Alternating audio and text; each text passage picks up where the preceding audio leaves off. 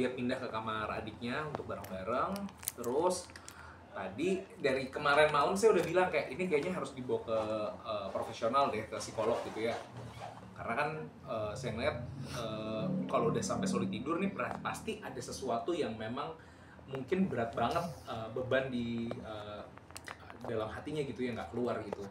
Akhirnya si Kana tadi pagi bener aja ternyata dia di sekolah sesak nafas gitu. Jadi kira saya bilang, Kak, kayak udah nggak bisa, ini harus dibawa ke psikolog. Akhirnya tadi habis zuhur aku jemput Kala, kita bawa sama-sama ke psikolog. Jadi untuk bisa ngobrol, tadi ada sekitar 2 jam di psikolog untuk bisa ngobrol sama psikolog, tahu tentang bagaimana cara penanganan yang tepat gitu ya. Karena bagaimanapun ya saya bukan profesional di bidangnya gitu, jadi kurang paham juga kayak ketika ada anak kecil umur 12 tahun, ya kalau menurut psikolog ternyata memang walaupun dia kalau dari sisi hukum hanya saksi, tapi kalau dari sisi psikolog, Kala tuh juga adalah korban. Karena dia menyaksikan secara langsung dan itu pasti akan ada dampaknya gitu. Jadi tadi juga ada beberapa hal yang disampaikan kepada kami sebagai pihak wali lah ya, kepada karena memang orang tuanya tinggal di Jakarta, jadi ya saya yang menemani gitu. Saya memastikan kayak anaknya mendapatkan penanganan yang tepat gitu ya. Saya juga nanya apakah ada obat-obatan, oh nggak usah katanya. Tapi memang dilihat berkala gitu ya, selama 7 hari, 14 hari, sampai 30 hari ke depan ini akan jadi seperti apa kalanya gitu.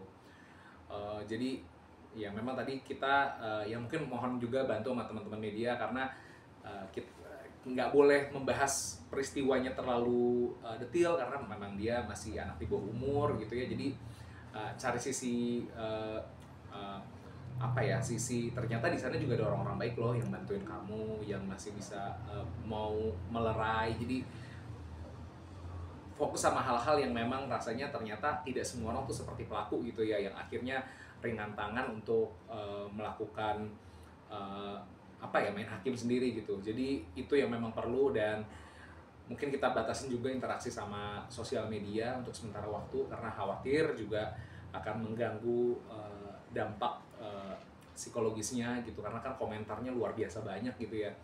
Ya kami tahu dari pihak keluarga memang niatnya mendukung gitu ya, cuman yang namanya anak kecil mendapatkan tiba-tiba pertanyaan bertubi-tubi di waktu yang bersamaan udah pasti nggak sanggup untuk nge-handle-nya gitu ya. Jadi ya mohon maaf, mungkin kalau pertanyaan-pertanyaan jangan ditujukan kepada Kala gitu ya. Jadi tidak menjadi beban buat Kala untuk menceritakan, menjabarkan, karena itu satu hal yang tadi dari psikolognya memang itu baiknya dihindari gitu. Jadi nggak perlu anaknya, dan pun nanti kalau misalnya memang dari proses pemeriksaan diperlukan kesaksian Kala, nanti kita juga akan lihat gitu apakah memang diwajibkan atau tidak gitu. Kalau misalnya memang tidak wajib, rasa sih kita dari pihak keluarga juga memilih untuk tidak memberikan keterangan dari pihak Kala gitu ya, karena masih di bawah umur gitu ya, juga belum cukup umur sih. Tapi Kak Saskia Mikanya dengan Mas Hanungi sudah tahu kondisi Kala sekarang seperti ini? Udah tahu. Sangat trauma. Udah lah, saya juga nggak mungkin berani untuk ngebawa Kala ke psikolog tanpa blessing dari orang tuanya ya, karena ya saya sebagai adiknya pengen ngebantu, karena saya dicontohkan dari keluarga besar ketika ada masalah kita harus bantu gitu ya.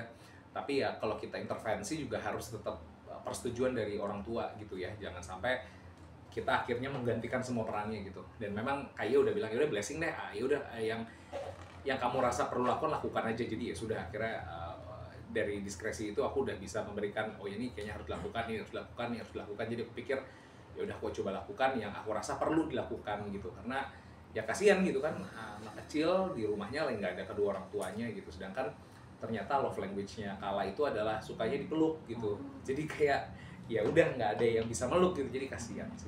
Tapi Mas mungkin dengan kondisi Kala seperti ini terganggu nggak sih Kak Ian dan juga Mas Hanung kan masih dalam kondisi beribadah juga tuh Mas ya? Ya pastinya ya, karena mereka juga tadi sempat berpikir untuk mencari tiket pulangan lebih awal gitu. Cuman ya aku bilang ya kalau misalnya yang kamu khawatir adalah Kala, tenang, karena di sini ada aku juga bisa bantu. Kita saling support lah, saling backup gitu. Toh kan juga kita kan 7 bersaudara ya, jadi banyak sebenarnya. Jadi kalau nggak aku ada adik aku, ada kakakku, ya kita ganti-gantian terus aja. Ada orang tua aku juga bisa saling support lah untuk bantu ngeliat gitu. Karena di rumah itu juga kalanya begitu, terus karena juga Sibil tuh lagi kurang enak badan gitu. Jadi ya kita sama-sama jagain lah, dan itu kan masih kecil-kecil semua ya. Maksudnya ada yang di bawah ada banyak gitu. Akhirnya jadwal kepulangan Kamika dengan Mas Hanung Belum ada konfirmasi sampai saat ini. Jadi belum ada kepastian kapan akan kembali ke tanah air gitu. Mas, mungkin dari Kalanya sendiri, dari pihak psikolog sendiri mungkin butuh berapa lama Kala bisa sembuh dari trauma yang kemarin? Kalau tadi sih psikolognya cerita biasanya tuh ada parameter kalau misalnya apakah ini termasuk yang ringan, sedang, atau parah gitu ya. Kala tuh tadi dibilangnya adalah ke ringan ke sedang gitu ya. Jadi memang dampaknya ya kadang memang suka gemeteran gitu ya. Tapi memang itu hanya di awal lah gitu ya, tapi nggak terus menerus gitu. Cuman memang tadi kata dokter, kata psikolognya, yang penting dijauhkan aja pemicunya gitu. Apalagi kalau anak umur segini biasanya dia masih belum bisa memproses semuanya dengan mudah gitu. Yang penting ada lingkungan yang memberikan rasa aman, ketenangan gitu, yang cukup gitu. Di kontennya Haikal sendiri kan mengatakan bahwa Kala ini termasuk yang beruntung karena mendapatkan atensi untuk masyarakat. Mungkin dampaknya apa sih yang terbesar untuk masyarakat jika memang si korban ini bukan seperti Kala gitu nasibnya? Wah iya, nggak kebayang ya, karena Kala ini punya lingkungan yang orang-orang yang memang sangat sayang sama dia, sehingga kita mencoba mencari tahu siapa pelakunya dan kok bisa begini gitu. Ya ada kakak saya, ada Mas Hanung, semuanya mencoba untuk cari tahu gitu ya. Dan saya rasa nggak mudah untuk mendapatkan perhatian publik sejauh ini gitu.